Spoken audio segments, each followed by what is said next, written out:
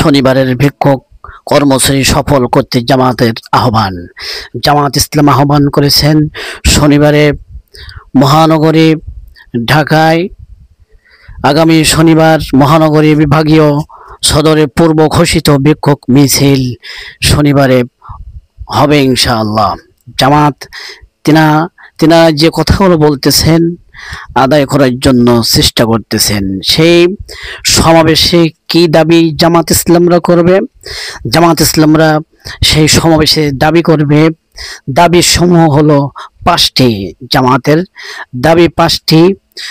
1 নম্বর, জুলাই জাতীয় সনদ বাস্তবায়নের লক্ষ্য প্রয়োজনীয় সাংবিধানিক আদেশ জারি ও উক্ত আদেশের ওপর আগামী নভেম্বর মাসের মধ্যে ভোট আয়োজন করা।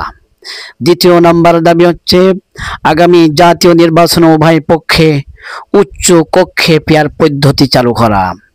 3 নম্বর দাবি হচ্ছে অবাধ, সুষ্ঠু ও গ্রহণযোগ্য নির্বাচনের লক্ষ্য সকলের জন্য লেভেল প্লেইং ফিল্ড নিশ্চিত করা, সবার জন্য একই রকম মাঠ তৈরি করা। 4 নম্বর, ফ্যাসিস্ট সরকারের সকল জুলুম, নির্যাতন, গণহত্যা ও দুর্নীতির বিচার দৃশ্যমান রাখতে হবে। ফ্যাসিস্ট সরকার যে নির্যাতন করেছে, এই নির্যাতনের স্টিম রোলার যা চালিয়ে গিয়েছে তাদেরকে অতি শীঘ্রই তাদের বিচার করতে হবে। দৃশ্যমান সবসময় তাদের বিচার চালিয়ে যাওয়া। 5 নম্বর, স্বৈরাচারের দোসর জাতীয় প্রার্থী ও 14 দলের কার্যক্রম নিষিদ্ধ করতে হবে।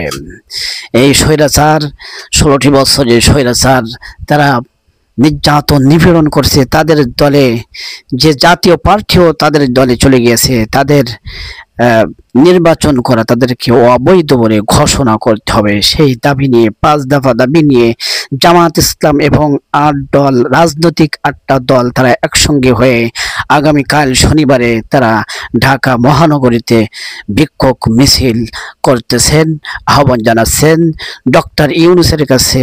তারা জামাত ইসলাম এনারা মিয়া গোলাম পরোয়ার তিনি এই কথা বলেছেন। দাবি আদায় করার জন্য কালকের গণমিছিল, গণসমাবেশ হবে ইনশাআল্লাহ।